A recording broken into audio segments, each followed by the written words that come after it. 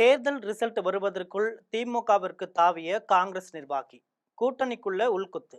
இது பற்றி ஜெம் தொலைக்காட்சி வழங்கும் சிறப்பு செய்தி தொகுப்பை தற்பொழுது பார்க்கலாம்.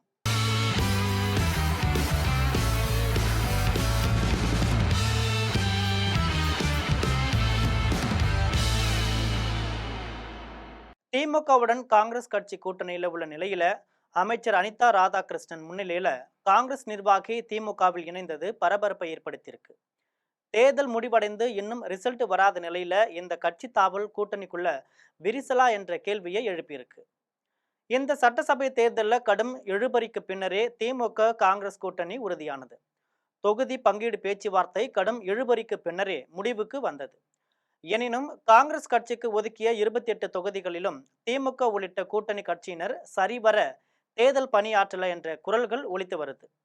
ஸ்ரீவைகுண்டம் தொகுதியில கடந்த 2021ஆம் ஆண்டு நடைபெற்ற சட்டசபை தேர்தலில் காங்கிரஸ் சார்பில் போட்டியிட்ட ஊர்வசி அமிர்தராஜ் சுமார் 17,000 வாக்குகள் வித்தியாசத்துல வெற்றி பெற்றார்.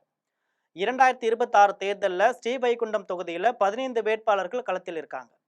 திமுக கூட்டணி சார்பில் காங்கிரஸ் வேட்பாளராக ஊர்வசி அமிர்தராஜ் மீண்டும் போட்டியிட்டார்.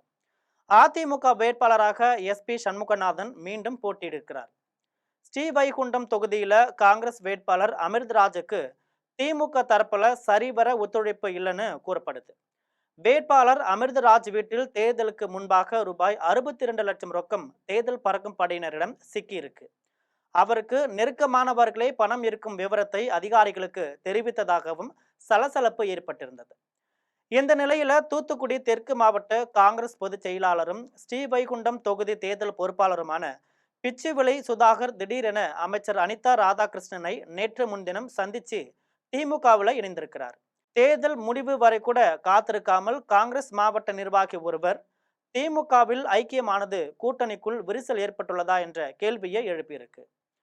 பிச்சுவிளை சுதாகர் காங்கிரஸ் கட்சியில் மாவட்ட பொறுப்பில் இருந்தாலும் திமுக அமைச்சர் அனிதா ராதாகிருஷ்ணனின் தீவிர ஆதரவாளராகவே இருந்தார்.